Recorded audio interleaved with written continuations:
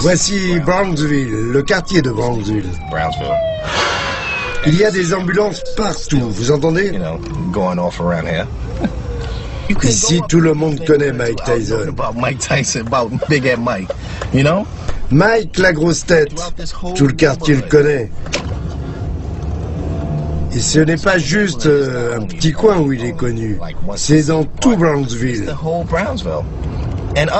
Vous savez de quand à East New York, tout le monde connaît Mike. Mike Tyson est né le 30 juin 1966 à Brooklyn, New York. À 11 ans, on l'envoie en maison de correction pour attaque à main armée.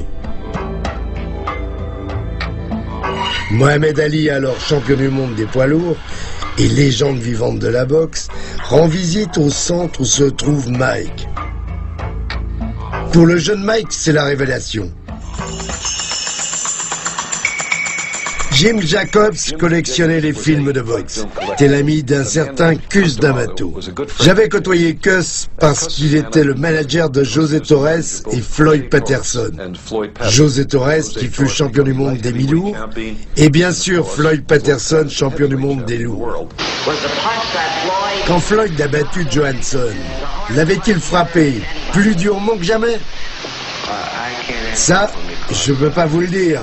Il faudrait que je demande à tous les autres. C'était dans les années 60. Cus déménagea à Catskill, où il établit un camp d'entraînement pour les gosses défavorisés. Nous, on voulait l'aider.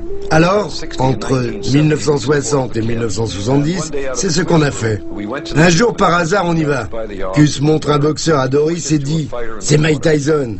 C'est le prochain champion du monde des poids lourds. Et ce sera le plus jeune de l'histoire. Plus jeune même que Floyd Patterson. » Maintenant, mesdames et messieurs, le championnat national de boxe olympique. Avec venant de Catskill, New York, et âgé de 15 ans, Mike Tyson. Regardez bien Jimmy. Tyson est en bleu et c'est un bon. C'est Cus D'Amato qui l'entraîne. C'est déjà fini.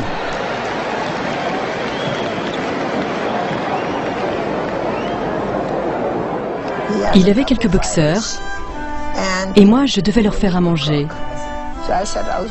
J'ai dit que je verrais comment ça se passerait et ça m'a tout simplement plu de bosser avec ces gamins, même s'il y en avait 50. Dis-moi quelque chose, Cus.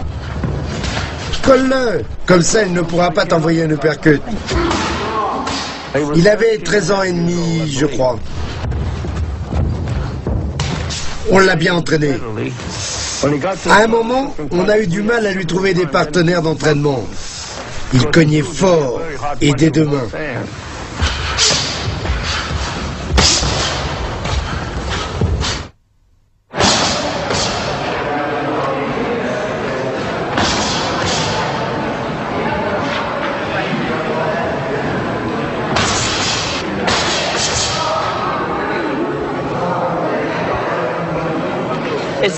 Cus lui inculquait la discipline et peaufinait les détails. Fais ci, fais ça, viens à la salle, rentre te coucher. Mais ce n'était pas trop rigide. Il n'interdisait pas les sorties. Mike pouvait aller danser, il avait une copine. Cus l'a encouragé à en avoir une quand il avait 16 ou 17 ans. Avant tout, il fallait un but. Et c'était d'être champion du monde, d'être un boxeur qui va loin. Et pour ça, il faut beaucoup transpirer. Mike bossait dur à la salle. J'ai connu Floyd Patterson à ses débuts. Et aujourd'hui, à l'âge de 76 ans, j'ai eu la chance de rencontrer ce jeune homme qui a, selon moi, toutes les qualités requises pour devenir un grand champion.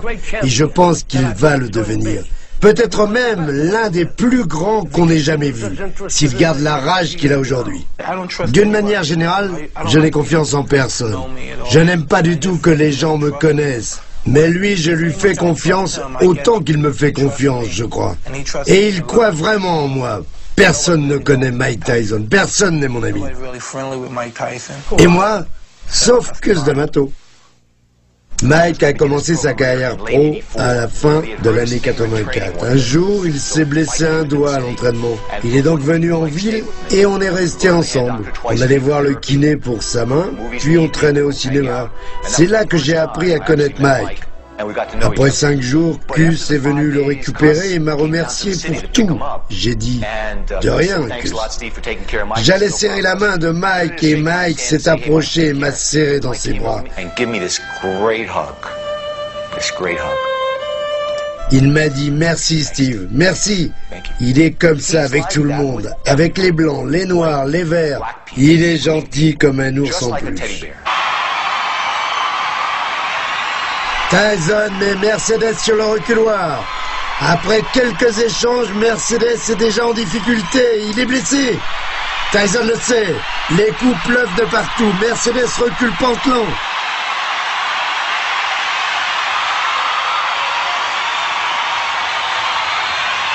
Tyson le harcèle de toutes parts. Mercedes est à terre. Il a son compte. Tyson démarre sa carrière pro par une victoire au premier round face à Hector Mercedes.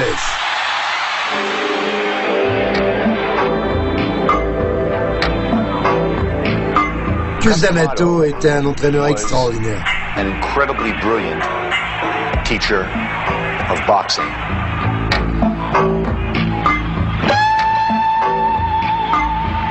Il a été le premier à comprendre que ce n'est pas la dimension physique, mais émotionnelle et psychologique qui compte pour un boxeur.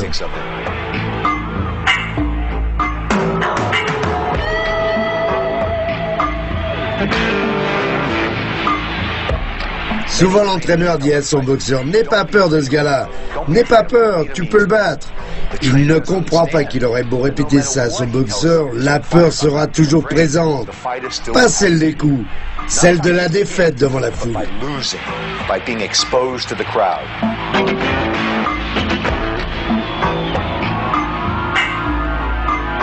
Cus savait cela et disait à son boxeur, sur le ring, tu vas avoir peur. Tout le monde a peur.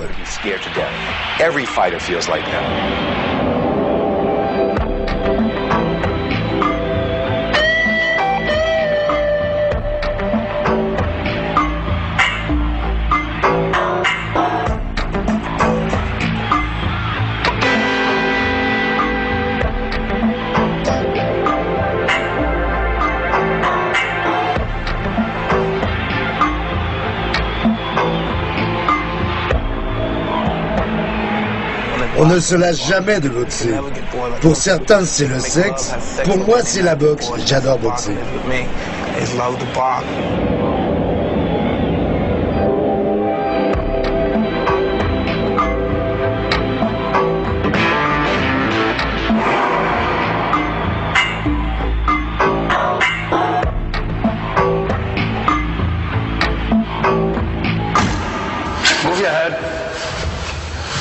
Baisse la tête sur ton crochet.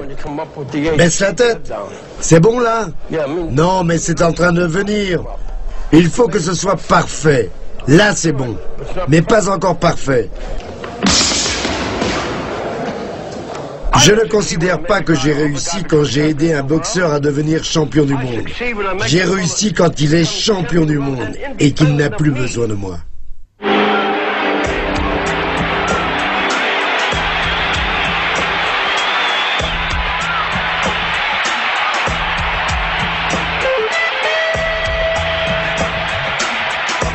Peu importe que tu tapes dur. Beaucoup de boxeurs sont des punchers. Mais ce qui compte, c'est de donner des coups. C'est la chose la plus importante au monde.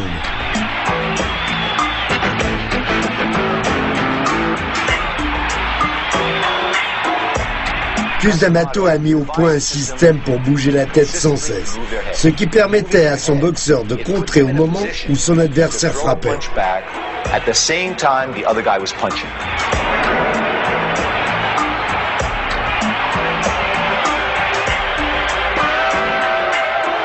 Ça m'excite comme un type qui ne peut plus faire l'amour.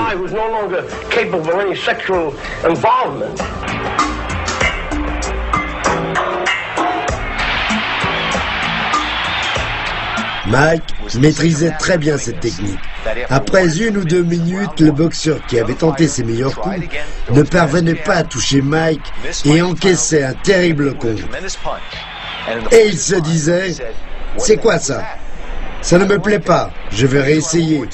Il balançait un jab, ratait sa cible et se faisait salement contrer. And right here, he stops throwing punches. He says, that's it. I can't win.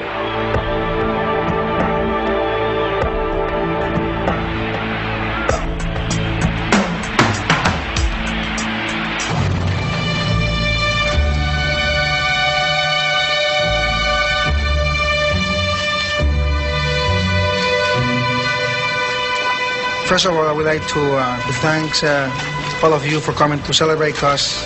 Merci à tous d'être venus ici en souvenir de Cus. J'aimerais avant tout vous présenter un des vieux amis de Cus, Monsieur Norman Mailer.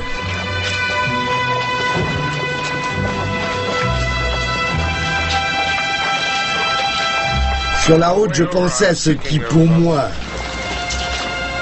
caractérisait le mieux Cus. Si j'avais dû mettre ça dans une phrase, j'aurais dit « Je n'ai jamais connu un homme qui n'écrivait pas, pensait autant comme un écrivain. »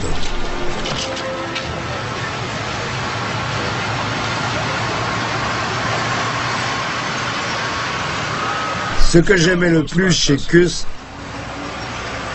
c'est la sensibilité et la perspicacité qu'il a apporté à l'un des sujets les plus délicats qui soient, le courage masculin.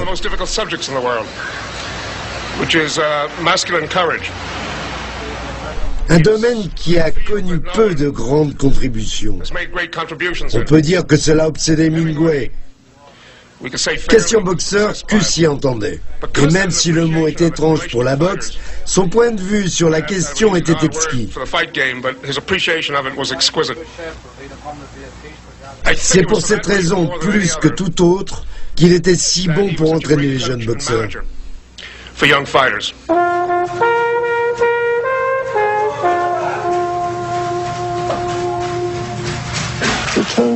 Il est venu frapper à ma porte à 8 heures du matin pour me demander s'il pouvait rester là.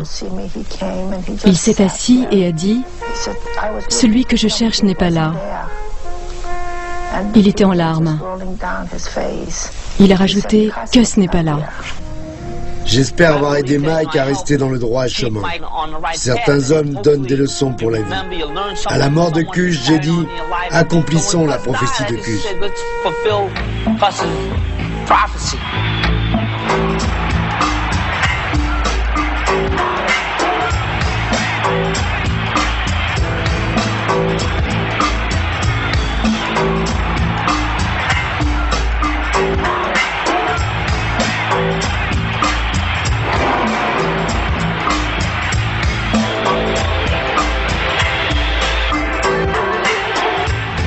Je l'ai vu, il avait l'étincelle.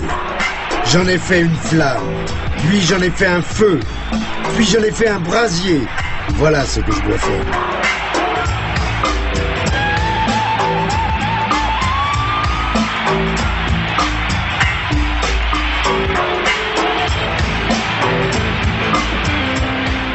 Les jeunes boxeurs admirent Mike. Il apporte sur le ring une éthique excitante. Il veut vous mettre KO d'emblée. Écrit, le prochain champion du monde des poids lourds, c'est toi.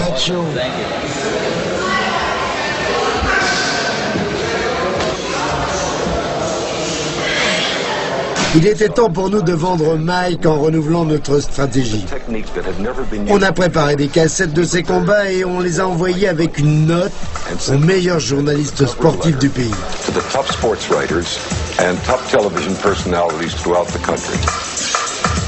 Nul ne veut ma place. Les gens voient que je peux faire des sous, devenir riche. Mais s'ils devaient endurer ce que j'ai enduré, ils pleureraient. C'est tellement déprimant, les gens sont prêts à tout. Ils veulent l'argent des autres. Ils mettent autant d'énergie à vous voler que vous en mettez à vous entraîner.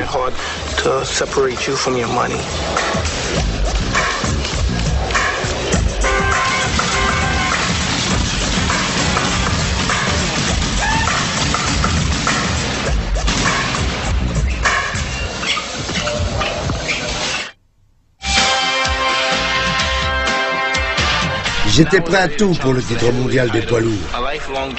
Pour atteindre mon rêve, il fallait encore battre Trevor Berbick. Invaincu dans sa carrière pro avec 26 victoires, dont 25 KO et aucune défaite, il est le challenger, Mike Tyson.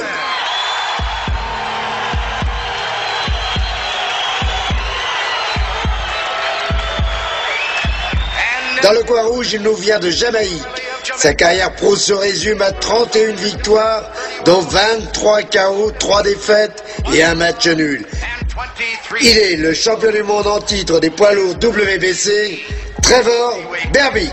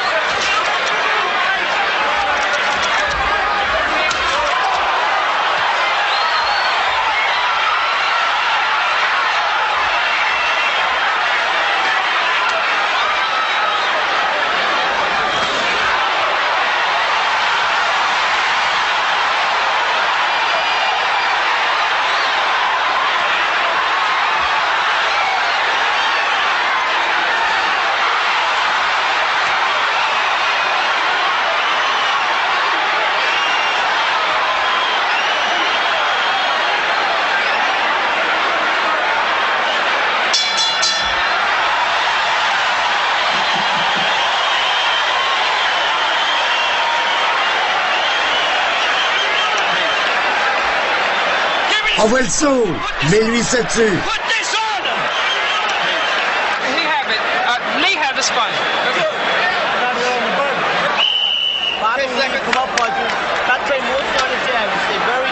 Reste bien calme, vise le corps puis la tête.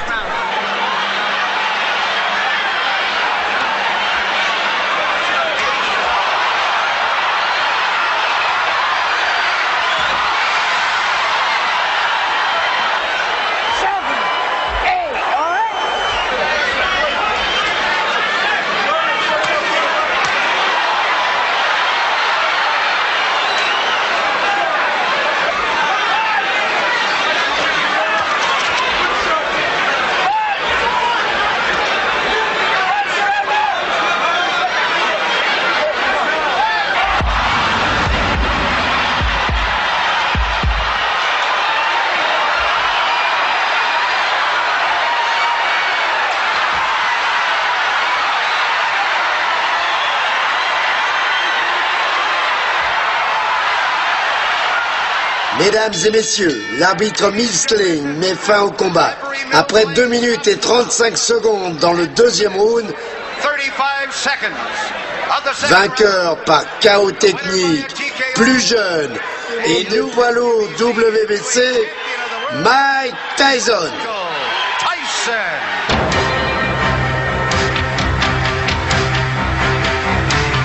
Mais un nouveau défi m'attendait. Holmes avait été champion du monde 7 ans et demi, jusqu'à la victoire de Spinks en 1985. C'était mon tour, mon ère.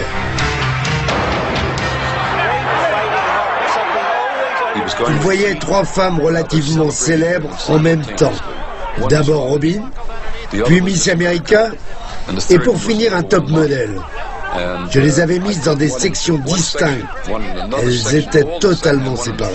La presse ne pouvait pas faire le lien entre ces 3 femmes et lui. Je resterai célèbre. Tyson restera un salaud. Si par hasard il gagne le combat, il finira par s'auto-détruire.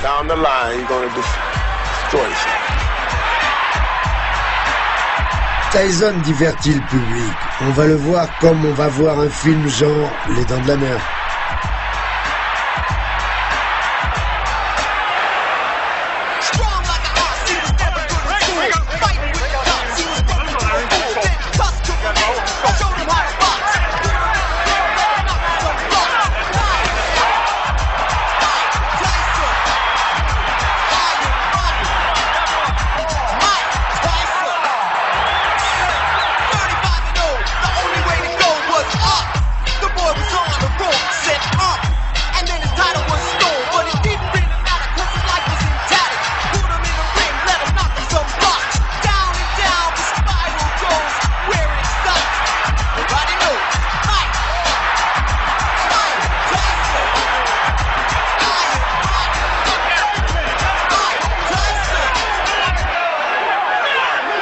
Mesdames et messieurs, le vainqueur incontestable et invaincu champion du monde des poids lourds, Iron Mike Tyson.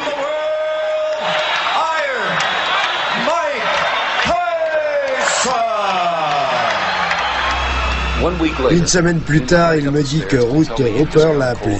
Elle lui a dit qu'il devait épouser Robin de suite. Elle est enceinte de lui de 3 mois.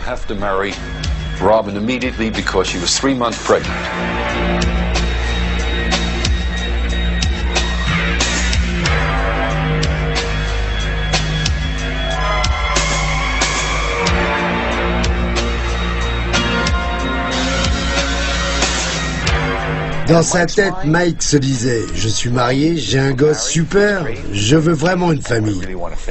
Pour moi, Robin était une actrice qui gagnait beaucoup d'argent, elle faisait carrière. C'était une star. Je n'aurais jamais cru que ce serait une ruse, que ce serait un coup monté pour que Mike l'épouse.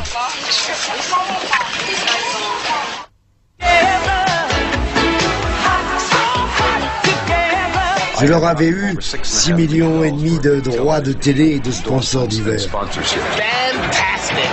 7 millions plus 50 000 $ de la part de Nintendo et 600 000 $ de Toyota. Ici Mike Tyson en direct de Tokyo, Japon, pour une nuit, non, une soirée de boxe. Oh, la ferme, Rick! Quel est votre projet pour l'avenir? Comment dit-on? Avoir un bébé. Mon Dieu.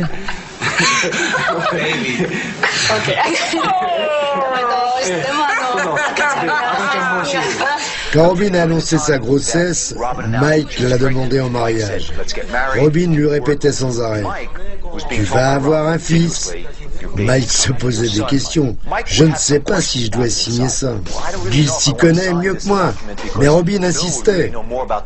Mets ton fils, Mike. Notre fils. Mike était perdu. Je dois signer pour le bien de mon fils. Robin avait brillamment manœuvré pour que Mike lui obéisse.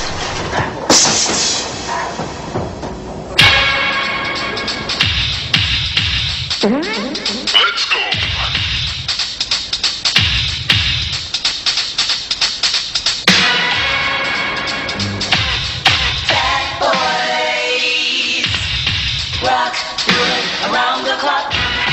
Le voilà qui s'approche du ring, champion du monde incontestable et invaincu des poids lourds, Iron Mike Tyson.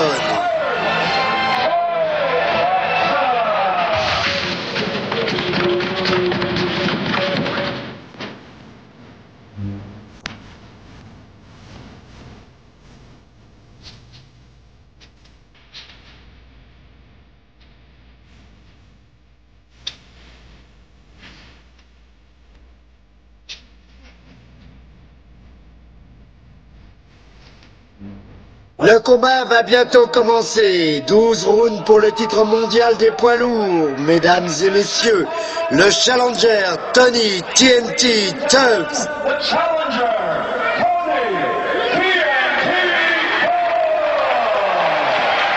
Mesdames et messieurs, voici le champion du monde incontestable et invaincu des poids lourds, Iron Mike Tyson.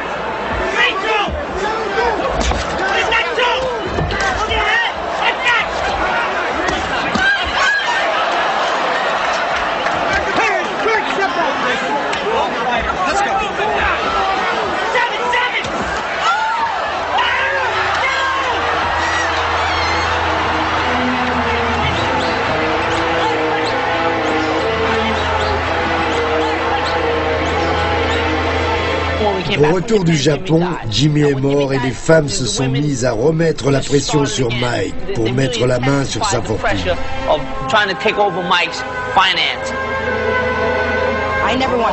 Je n'ai jamais forcé mon mari à se battre. Je veux qu'il combatte car c'est ce qui le rend heureux, pas pour son argent.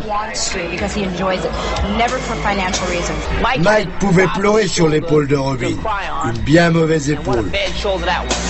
Au téléphone, Mike était chaleureux et amical. Subitement, sa voix changeait, c'était quelqu'un d'autre. La première fois, j'ai cru qu'il avait un problème. Robin venait d'arriver.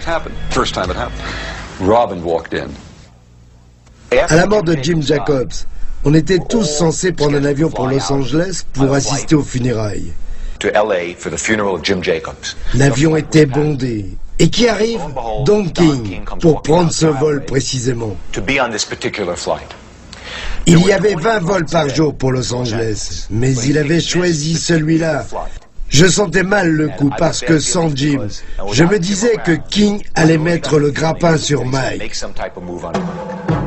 Don King, racketteur notoire, est arrêté plus de 30 fois entre 1951 et 1966. Après une peine de 3 ans de prison pour meurtre, il est libéré en 1971. King est un habile manipulateur de boxeurs, ce qui lui permet de contrôler de nombreux championnats du monde. Don est poursuivi en justice par ses boxeurs et pour fraude fiscale par l'État américain.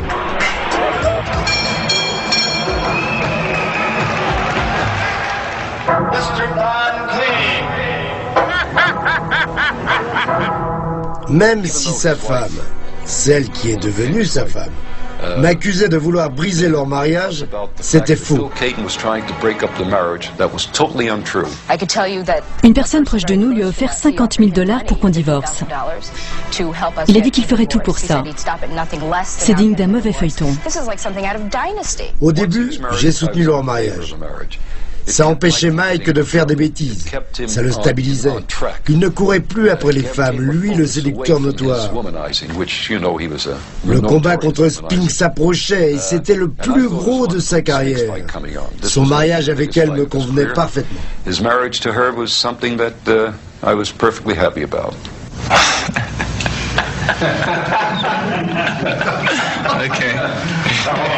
Don a eu un rôle déterminant auprès de Mike pour son combat contre Spinks. Il se voyait promoteur de Mike, il s'y voyait déjà. Il a fourni à Robin toute l'emprise qu'il lui fallait pour contraindre Mike à dire « Bill, on ne bosse plus ensemble ». Et ça a marché. Merci, Monsieur Trump. Oui, merci, Monsieur Trump.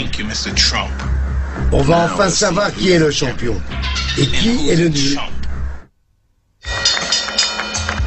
Mesdames et messieurs, une fois pour toutes, c'est parti pour 12 rounds pour le titre de champion du monde des poids lourds.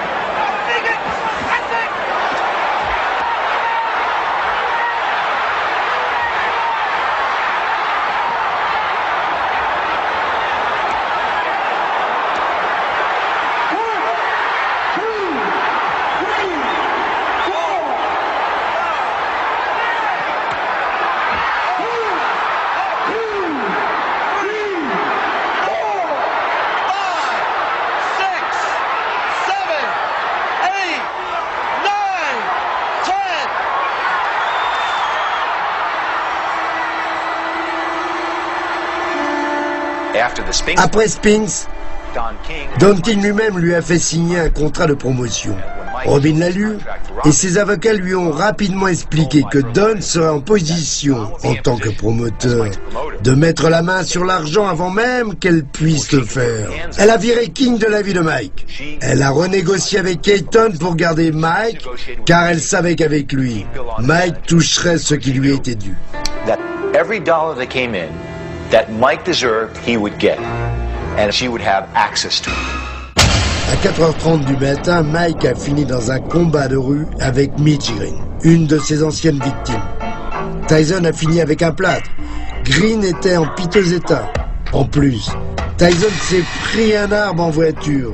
Certains parlent de tentative de suicide. S'il avait voulu mourir, il aurait sauté d'un pont. Pas en prenant un arbre à 50 à l'heure. Mais la presse a sauté sur l'occasion, car c'était Mike Tyson.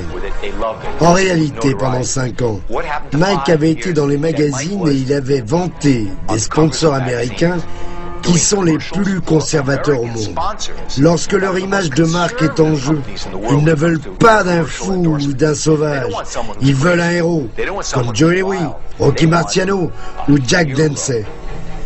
Et ils ont pris Mike jusqu'à l'arrivée de Robin. Après, il n'a plus été un héros.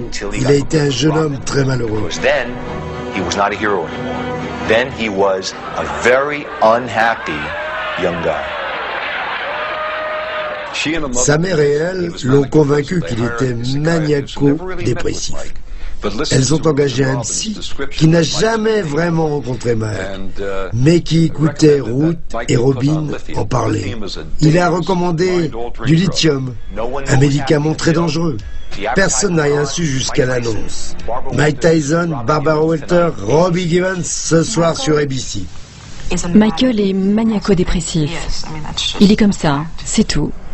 Quand j'ai vu Mike à la télé, il avait l'air d'être perdu. J'ai dit que pour connaître Mike, il fallait le comprendre. Et ceux qui le connaissent ont compris que ce n'était pas Mike.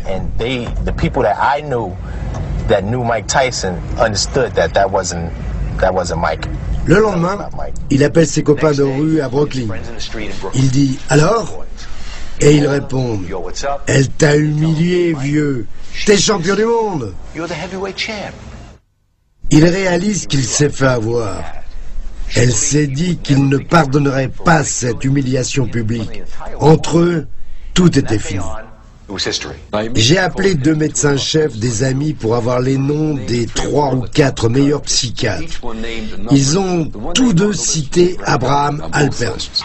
Dans le débat controversé sur la santé mentale de Mike Tyson, le dernier round revient au champion selon le psychiatre qui a vu Tyson cette semaine. Les problèmes de Mike Tyson ne vont pas jusqu'à cette grave maladie mentale, la maniaco-dépression.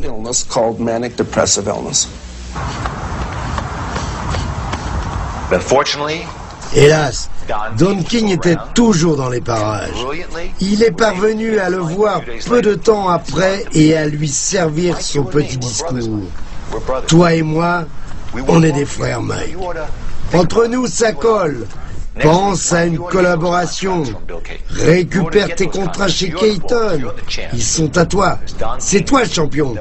Don King savait que Tyson valait plus d'argent que quiconque au monde. S'il pouvait contrôler Mike, il aurait l'argent.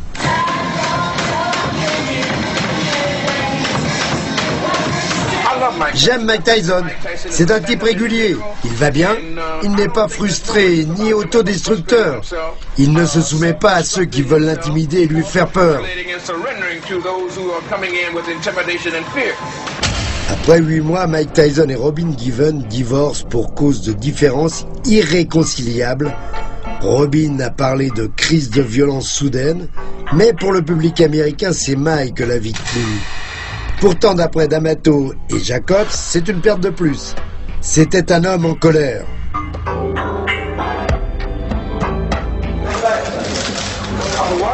Poussé par Don King, il a viré Kevin. Et il a cogné Bruno plus fort qu'il ne l'avait jamais fait.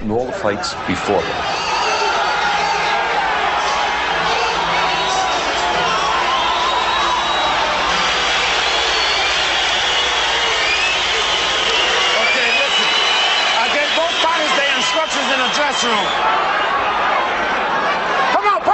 out there.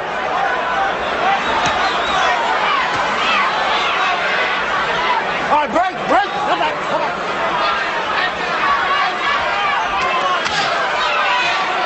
Don't hold him, Frank. Don't hold him. Get your arm back, Frank. Get your arm back.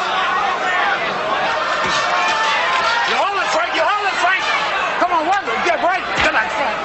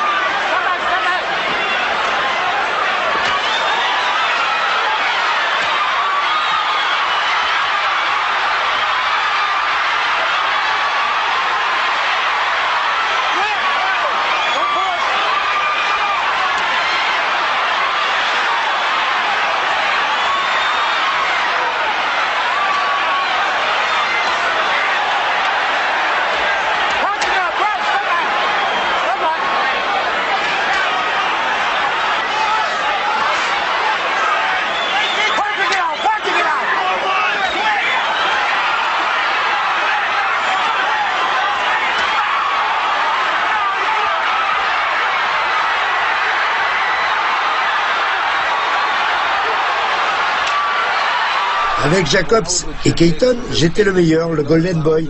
J'ai fait la couverture du Time, de Live, l'élite des magazines, les plus gros tirages du pays.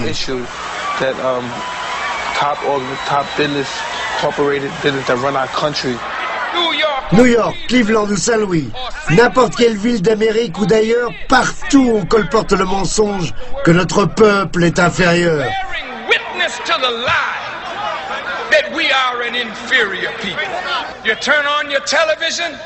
On allume sa télé, on voit des comiques noirs, tous les 3 mots on entend des jurons. Fuck tout le temps. Vous vous fichez de l'abaissement que vous subissez.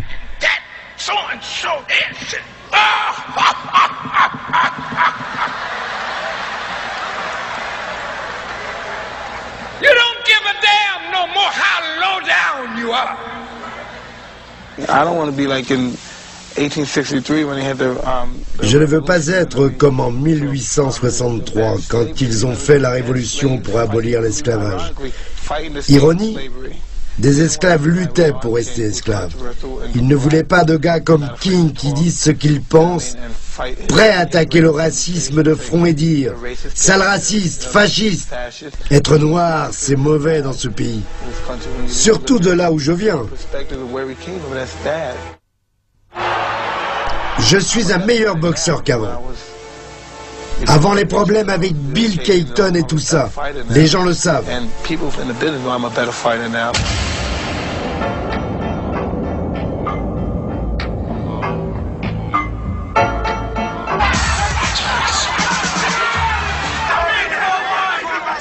Tyson veut voir tout de suite s'il a les idées claires.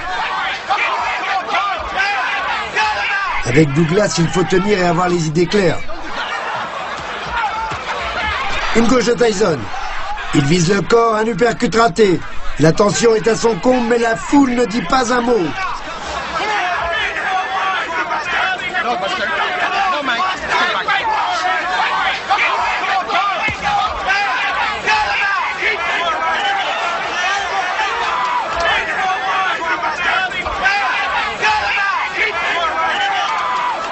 Le public n'en revient pas, Jim.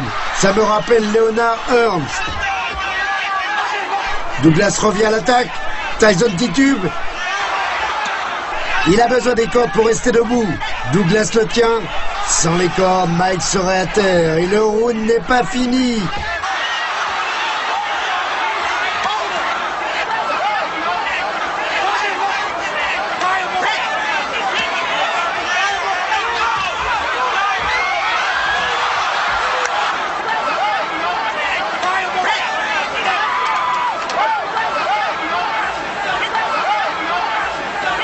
Le champion revient dans les cordes, une bonne droite de Douglas.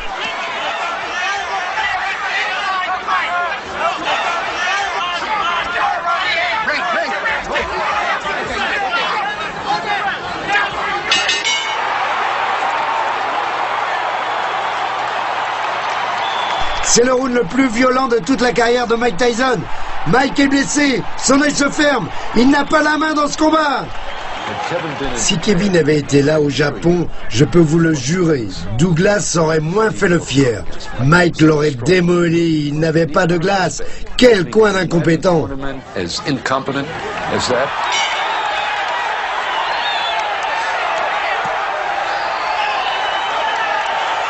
Tyson a quand même bien récupéré. Mike ouvre le 10e round sur une belle droite. C'est un combat d'hommes. Une performance courageuse. Ce n'est pas le Tyson auquel tous les spécialistes s'attendent ici.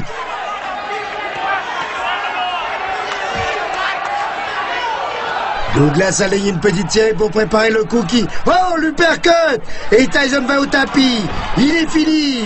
Mike Tyson est KO. À côté de ça, Cendrillon, c'est une histoire triste.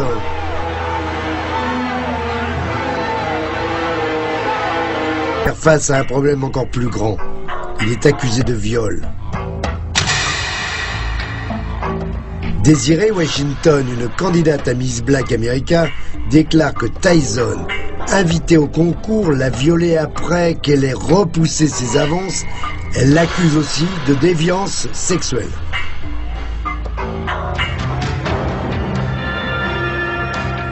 Pour moi, Mike ne l'a pas violée. C'était un acte entre deux adultes consentants. Elle l'a rejoint dans sa chambre à 2 heures, est allé se déshabiller et il l'a rejoint dans son lit où il l'attendait. Greg Garrison, le procureur, a pris part à un talk show en plein procès. Vincent Fuller, l'avocat, est étendu.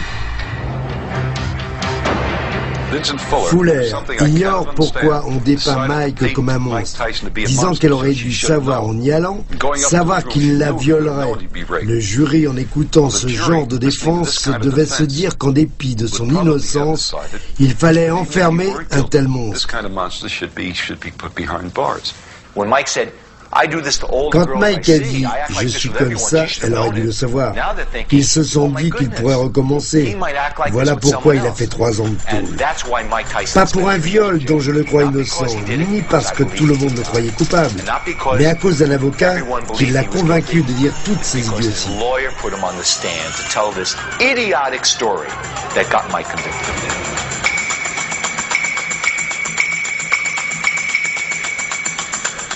Je ne m'imagine pas en prison. Je n'imagine pas à quel point ce doit être dur pour Mike de devoir subir cette routine quotidienne. Mais c'est un dur. Il a bien été champion à 20 ans. Il peut supporter ce genre de situation.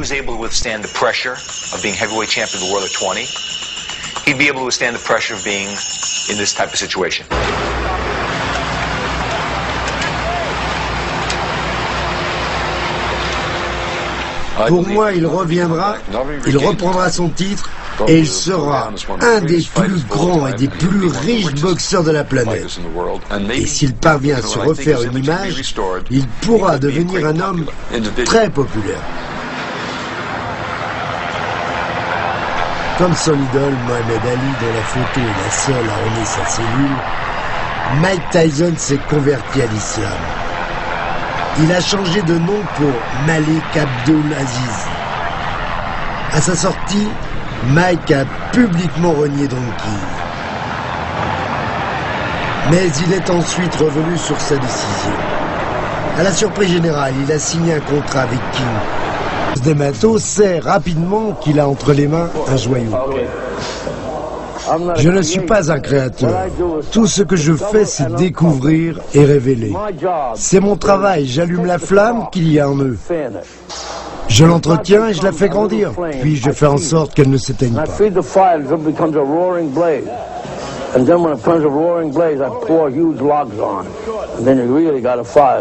Cus D'Amato transmet son savoir à de nombreux adolescents, les hébergeant parfois dans sa grande maison de Catskill.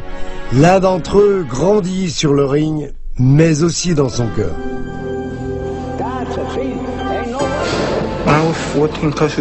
Quand j'avais 14 ans, je ne parlais pas que de boxe avec lui, mais de la vie en général, des filles. Il était comme mon grand frère, un père pour moi. 2 ans après leur rencontre, le vieux professeur a adopté la star montante. Leur destin était en marche.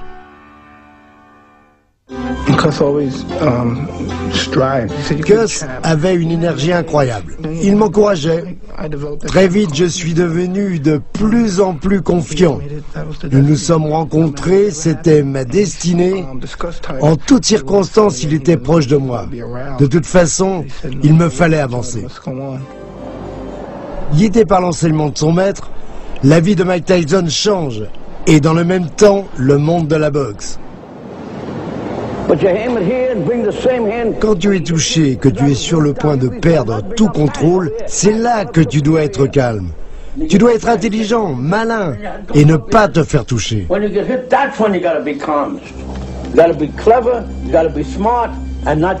Et si tu es capable de faire tout ça, tu es un combattant. En tant que boxeur, expéditive Alfonso Ratliff, Tyson est maintenant prêt pour une chance mondiale. Le 22 novembre 1986 a lieu à l'hôtel Hilton de Las Vegas le championnat du monde WBC des poids lourds. À 20 ans, 4 mois et 22 jours, Tyson peut devenir le plus jeune champion du monde poids lourd et détrôner Patterson, ce même boxeur qui avait pour entraîneur Cus D'Amato. C'est le combat de sa vie. Pour rien au monde, Tyson ne veut manquer ce rendez-vous. Les deux hommes ont un short noir. Tyson est un peu plus petit que son adversaire, à longe moins importante. Mais on sait que pour Mike Tyson, ce n'est pas un problème car il se rue sans cesse à l'attaque. Premier round terrible avec énormément de coups échangés. Le Canadien Trevor Berbick vient de s'imposer face à Pinklon Thomas au point, ce qui lui a permis de devenir champion du monde WBC. Quant à Mike Tyson, c'est son 28e combat. Superbe large crochet du droit de la part de Tyson, qui continue à travailler. Et Berbick est en difficulté dès la première reprise.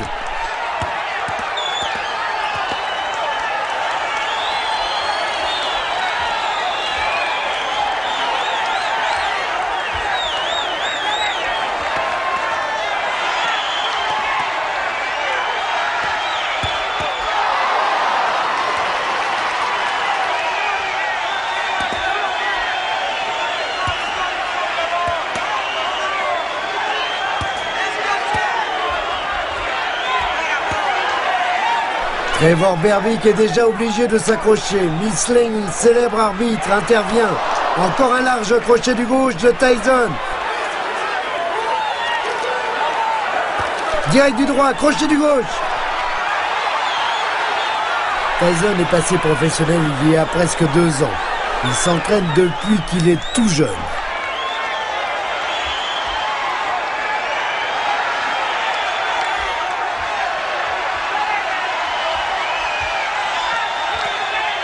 Il a longtemps attendu ce moment. Et sur le ring, il est extrêmement déterminé. Trevor Berbick, dans le titre de gloire, et d'avoir mis fin à la carrière de Mohamed Ali. Et là, en fin de round, eh bien, c'est le Canadien qui est en grosse difficulté.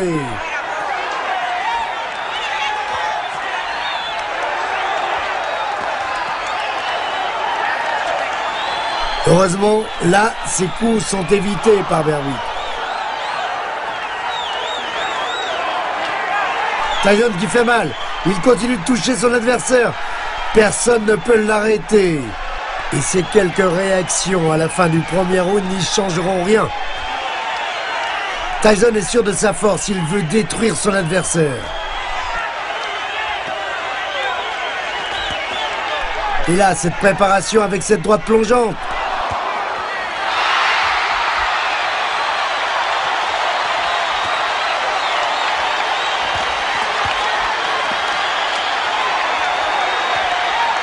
Touché de fait de suite avec un court crochet du gauche.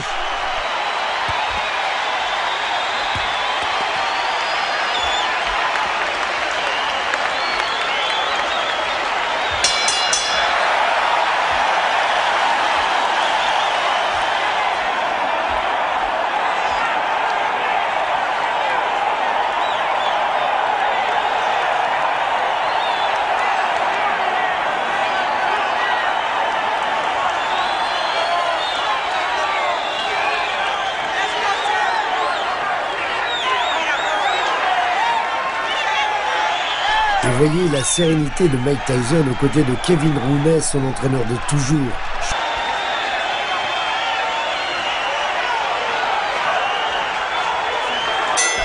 Deuxième reprise. Et tout de suite, Trevor Berbick est en grosse difficulté. Ça y est, le Canadien va au tapis. Il fait signer l'arbitre que ça va, mais il est dans le brouillard. Ouais, sourire qui en dit long. Il est touché, le Canadien. Et dans quelques instants, Mike Tyson va devenir le plus jeune champion du monde dans cette catégorie reine des poids lourds. Encore un terrible crochet du gauche. On entend même l'étonnement des spectateurs au bord du ring, car les coups de Tyson font toujours aussi mal.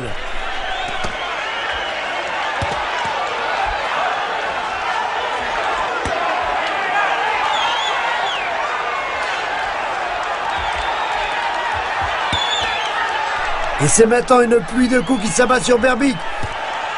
Mills Lane, l'arbitre, reste vigilant. Le Canadien qui s'accroche. C'est lui le champion. Mais sur le ring, le patron, c'est Iron Mike, l'indestructible.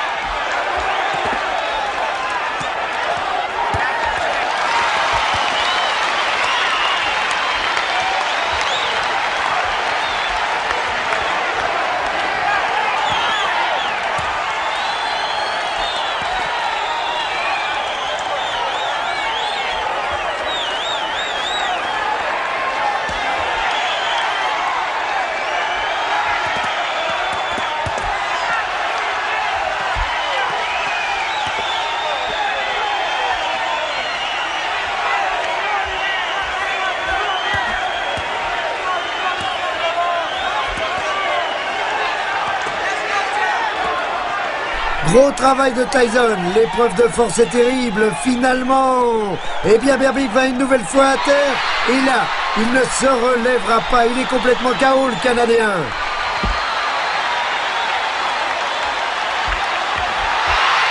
Et Mike Tyson, à 20 ans, 4 mois et 22 jours, rentre dans l'histoire de la boxe.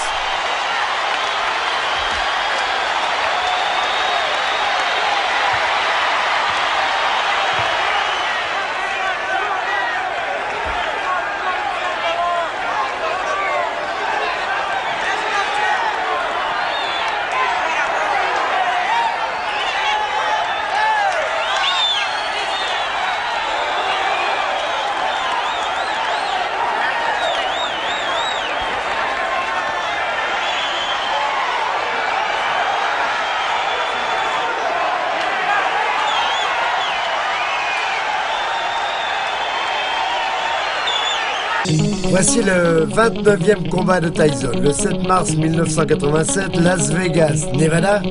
Face à lui, James Von Cruiser Smith. 2 couronnes sont en jeu, la WBC, détenue par Tyson, et la WBA autour de la taille de James Smith, short rouge.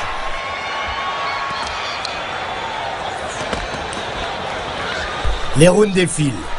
Tyson est étonnant de maîtrise. Et pourtant là, pour la première fois de sa carrière, il va à terre. Mais ce n'est pas sur un coup, il a glissé.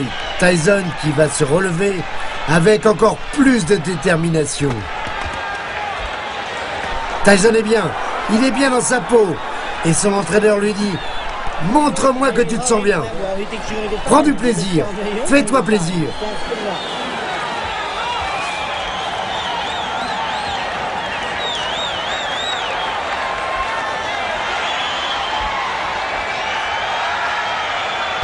James Smith est largement dominé et Tyson va remporter au point une victoire écrasante sur son adversaire. Il s'impose avec 14-12 et 12 points d'avance pour les 3 juges, un véritable gouffre.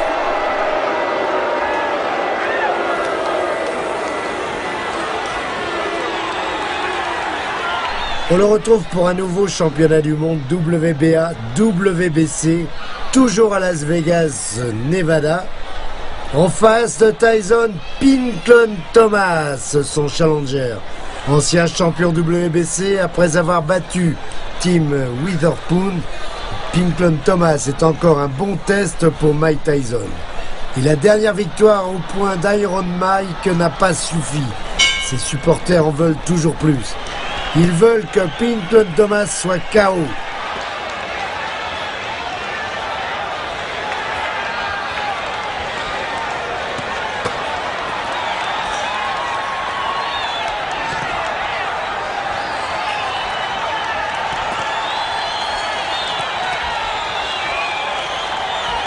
L'objectif de Tyson, toujours en short noir, sans chaussettes, un peu à la Jack Dempsey, eh bien, c'est d'unifier le titre de champion du monde des poids lourds.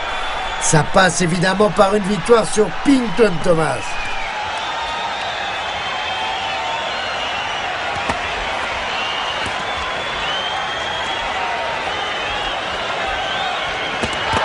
Encore un large crochet du gauche. L'arme favorite de Tyson est toujours cette même envie, cette même rage de vaincre.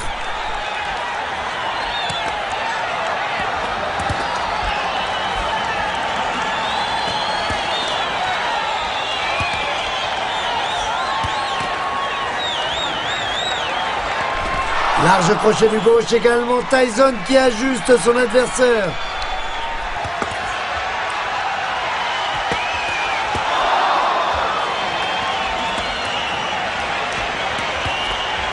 Et Pinklon Thomas obligé de s'accrocher. Série du percut, large crochet du gauche dans ce premier round. Tyson commence toujours ses combats à 200 à l'heure. Et là, c'est une véritable punition infligée à Thomas qui ne compte qu'une seule défaite avant ce combat.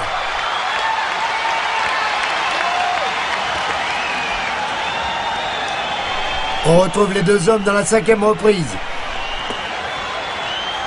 Tyson est toujours aussi dominateur. Et ce calme qui caractérise Mike Tyson.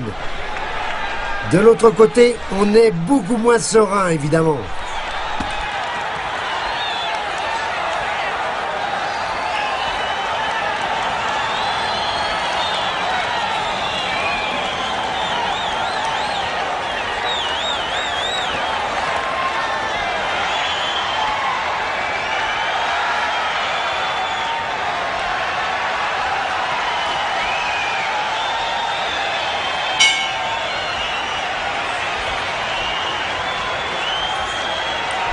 Et on doit se demander à ce moment-là ce qu'on fait sur le ring.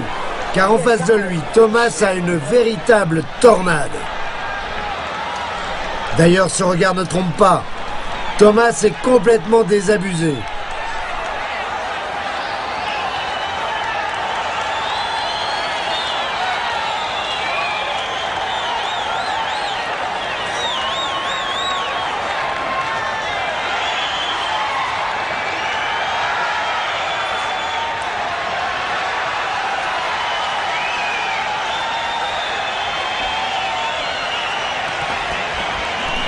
Sixième reprise, et Tyson touche de nouveau son adversaire. Thomas est pratiquement KO debout.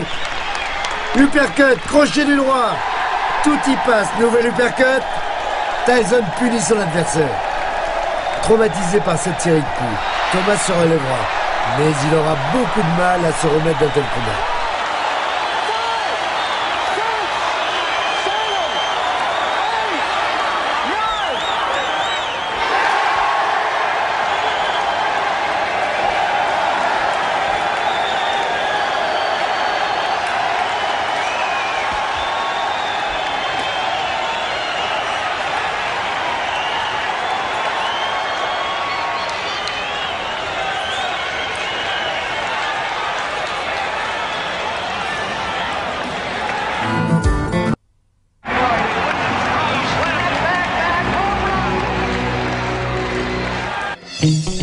Après cette victoire éclatante sur Pinklon Thomas, Tyson se voit offrir une chance unique d'unifier le titre des poids lourds et de rejoindre dans la légende Foreman Frazier ou encore Mohamed Ali.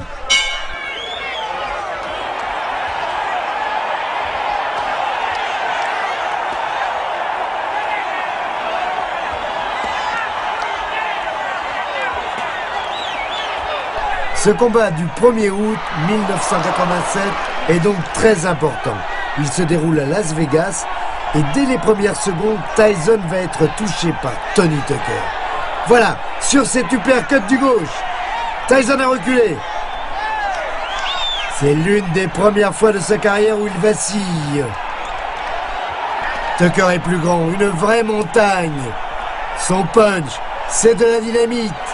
Mais rapidement, on s'aperçoit que Mike Tyson a récupéré. Les coups échangés sont d'une rare violence et Tucker fait jeu égal avec Mike Tyson.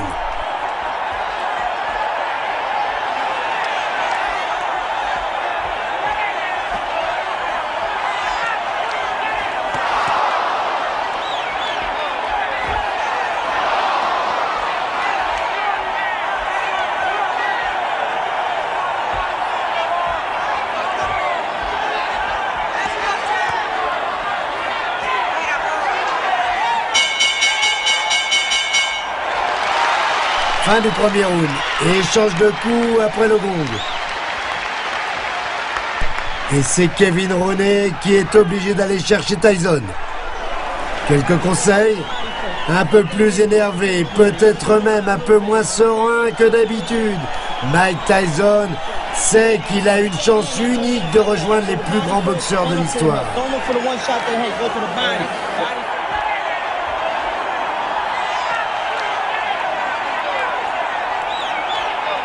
Et on revoit ce crochet. C'est un uppercut du gauche qui fait reculer Mike Tyson. La première fois de sa carrière. Mais Tyson est toujours debout et va commencer son travail de sape.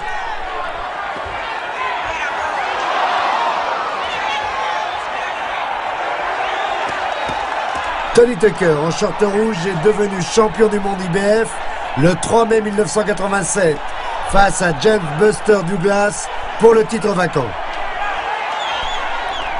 Et surtout, Tucker est invaincu en 35 combats.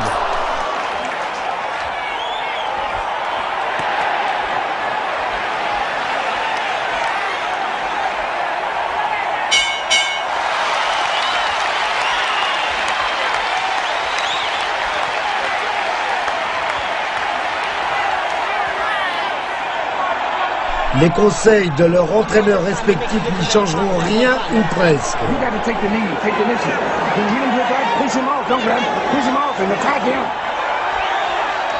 Mike Tyson a pris l'ascendant sur Tony Tucker et pour son 31e combat, le champion du monde WBC et WBA s'est mis sur son 31.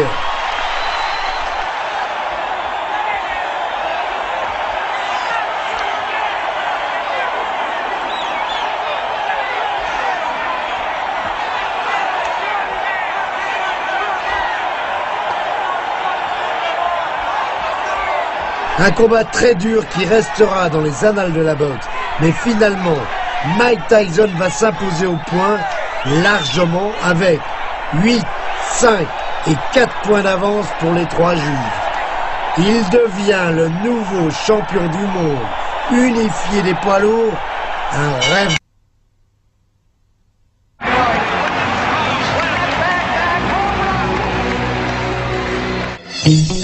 Le 16 octobre 1987, à Atlantic City, New Jersey. Première défense de titre unifié, en face, Tyrell Biggs. Là encore un boxeur invaincu, short blanc. Tyson a 26 ans, c'est le 32e combat pour le roi du chaos. En face de Tyson, le champion olympique en titre, vainqueur à Los Angeles en 1984. Boxeur élégant, racé, mais Tyson ne tarde pas à trouver la solution.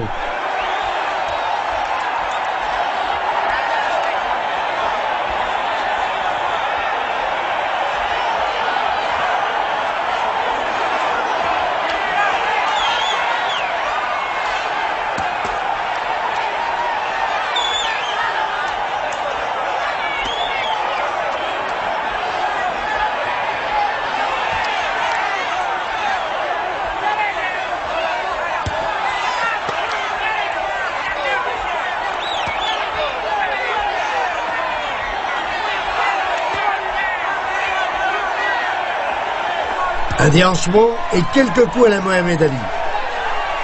Tyrell Biggs danse autour de Tyson. Mais cela ne durera pas.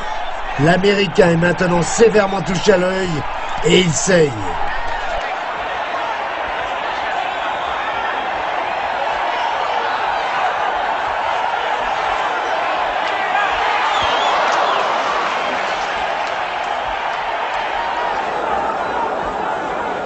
That 6 was beautiful. Let's see, 6-5-1, 6-5-2-1. Oh, come on, this guy's gone. Now listen, come on, you're better fighter than him. Et on entend une série de chiffres donnés par Kevin Rooney. Des chiffres qui correspondent à des coups bien précis. Ce sont des codes entre les deux hommes. Et Tyson va appliquer à la lettre la tactique demandée par Kevin Rooney.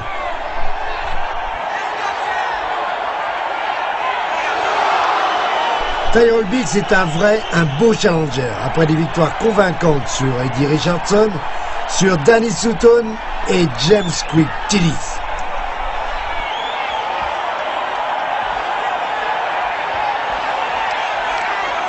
Mais cette fois-ci, le grand Américain trouve à qui parler et Mike Tyson l'envoie à terre pour la première fois.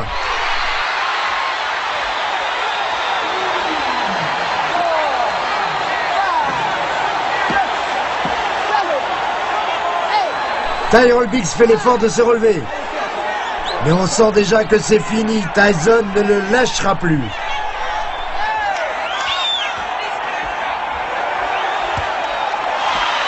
Et nouveau chaos, c'est fini. Nouvelle victoire très convaincante de la part de Tyson.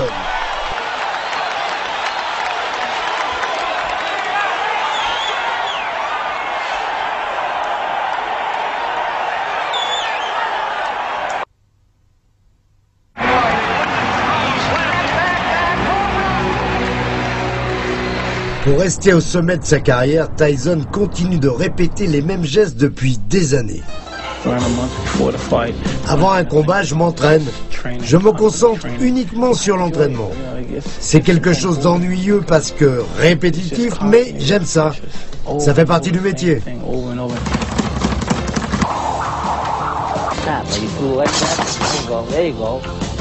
La méthode de Kevin Rooney a toujours eu de bons résultats sur le ring. Cette méthode lui permet de bien se déplacer, de bouger pour éviter les coups, d'esquiver correctement. On utilise un système de chiffres qui correspond à une combinaison bien précise. Par exemple, 9, 10, 11.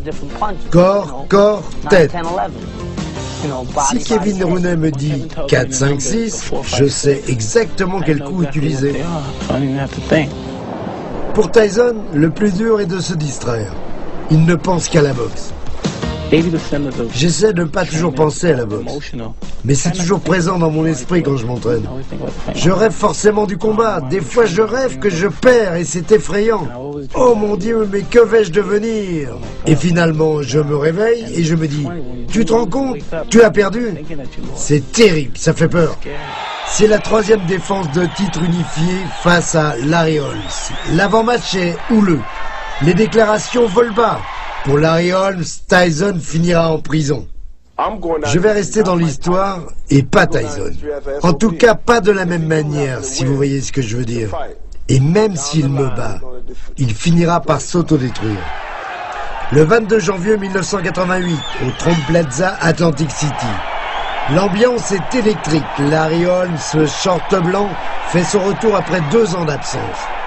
À 38 ans, il tente de s'emparer du titre unifié des poids lourds, ce qu'il n'a jamais réussi à faire. En face, Tyson semble à l'apogée de sa carrière. Larry Holmes avait déclaré avant ce combat « Je continuerai tant que personne ne m'aura botté les fesses ».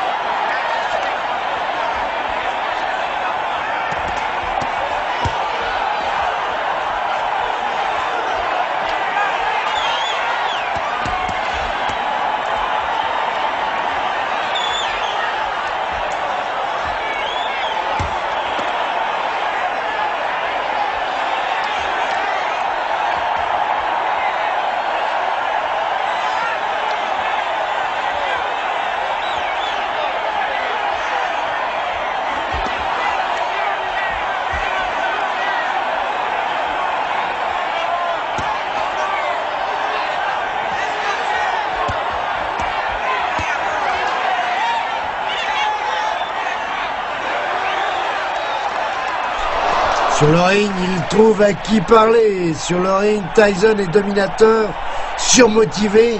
Il n'a pas apprécié les déclarations de Larry Holmes. Il veut lui faire payer son arrogance.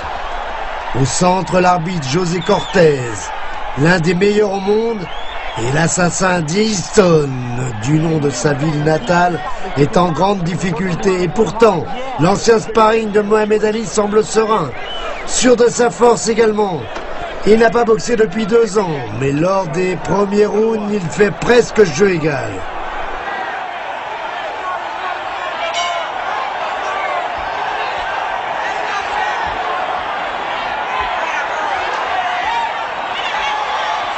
Mais Larry Holmes va commettre une grave erreur.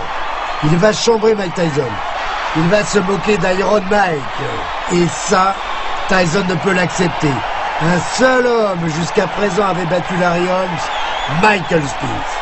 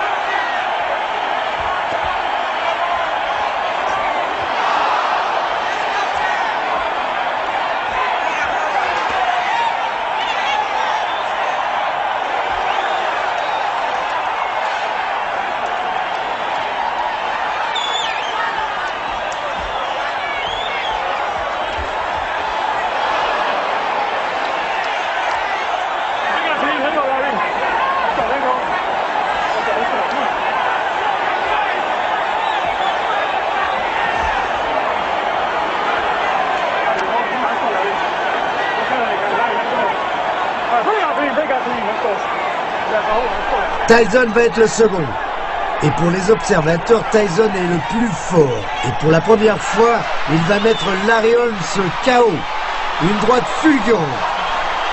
Larry Holmes se relève, il est sonné et même s'il reprend le combat, Tyson va mettre fin à tous ses rêves. Dans ces cas-là, Tyson ne lâche jamais son adversaire.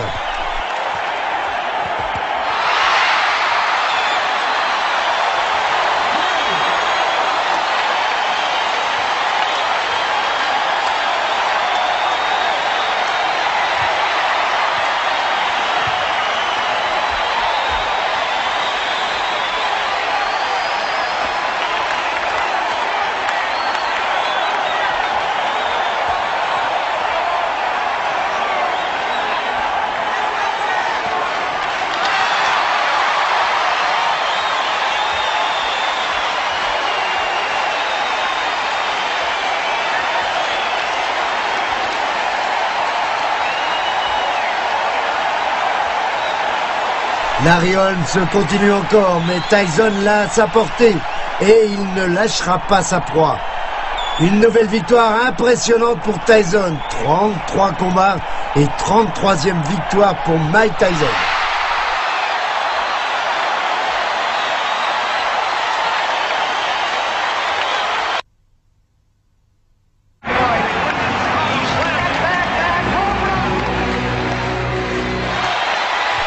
Tyson n'avait pas conscience de sa popularité jusqu'à ce qu'il vienne au Japon pour défendre son titre contre Tony TNT Tubbs. Quand il arrive, l'accueil est très chaleureux malgré la barrière de la langue.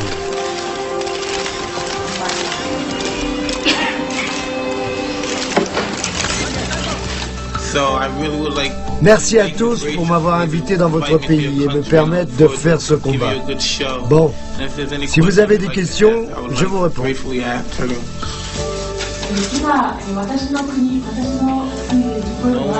Personne ne parle anglais? Ses fans sont partout et tous les yeux du pays du soleil levant sont braqués sur le nouveau samouraï. Pour Tyson, c'est quelque chose de complètement nouveau. Je ressens beaucoup de choses positives. Et tous ces gens autour de moi, c'est fou. Vraiment, je me sens bien. J'ai très envie de les remercier à ma manière. Je savais que j'étais champion du monde, mais dans mon esprit, avant de venir disputer ce combat à l'étranger, je n'avais pas réalisé l'ampleur de ce titre au Japon.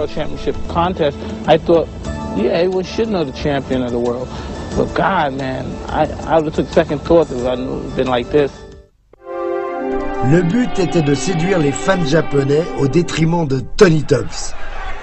Le 21 mars 1988, au Dôme de Tokyo, Mike Tyson défend une nouvelle fois son titre unifié. Tony Tubbs vient de fêter ses 30 ans. À sa façon, Tyson va lui souhaiter un bon anniversaire. Adulé par tous ses fans, Tyson veut réaliser un grand combat. Mais attention, car Tubbs a déjà été champion du monde WBA. C'était contre Greg Page, au point à Buffalo. Sur le ring, Tyson se sent bien.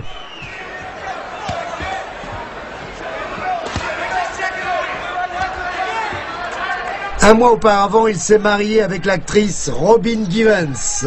Toujours les esquives et ce coup d'œil de la part de Tyson, dominateur durant cette première reprise. 2 mois après sa victoire sur Larry Holmes, Tyson n'entend pas s'éterniser sur le ring.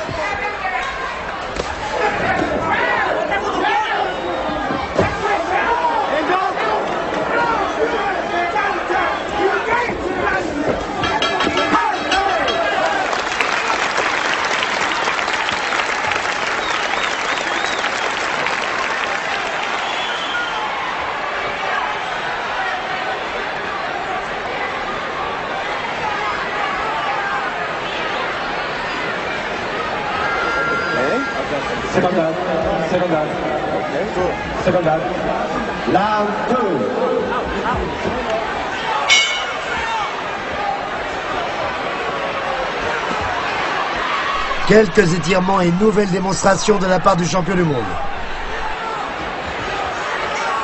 Tony Tubbs n'a connu qu'une seule fois la défaite, et encore contre le terrible Tim Witherspoon à Atlanta au point.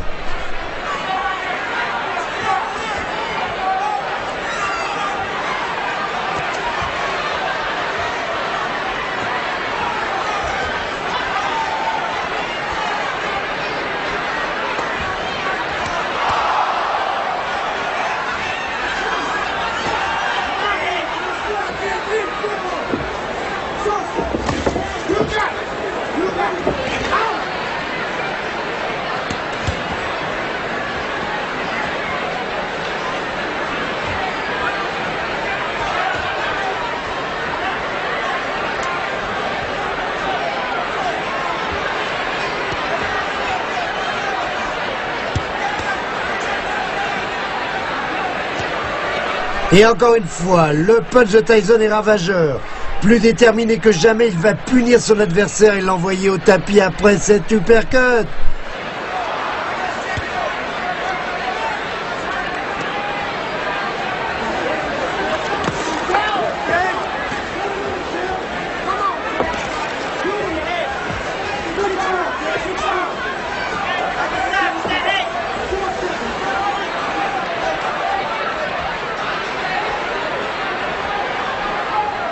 Tyson continue de travailler. Tubbs a le tort d'accepter cette épreuve de force.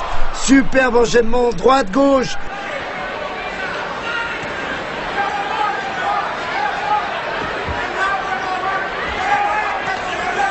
Tubbs à cacan avec ce large crochet du gauche. L'Américain est touché.